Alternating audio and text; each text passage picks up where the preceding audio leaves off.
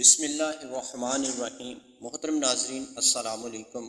آج میں آپ کے ساتھ نبی کریم صلی اللہ علیہ وآلہ وسلم کی ایک حدیث مبارکہ شیئر کروں گا جس کا عنوان ہے بغیر گوشت والے چہرے۔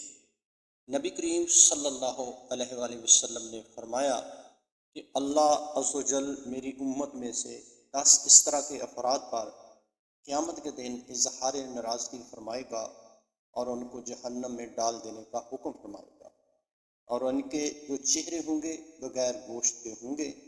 عرض کیا گیا یا رسول اللہ وہ کون سے 10 لوگ ہوں گے؟ وہ آپ صلی اللہ علیہ وسلم نے فرمایا، نمبر 1 بوڑھا زانی، نمبر 2 گمراہ پیشوا، نمبر 3 شراب کا عادی، نمبر 4 والدین کا نافرمان، نمبر 5 چغل خور، نمبر 6 جھوٹا گواہ، نمبر 7 زکوٰۃ ادا نہ کرنے والا، نمبر 8 سود خور، نمبر 9 ظالم، نمبر 10 نمازوں کو چھوڑ دینے والا۔ ناظرین و سامعین، آپ ان چیزوں پر غور کریں اور اپنی اصلاح کریں۔ سبحان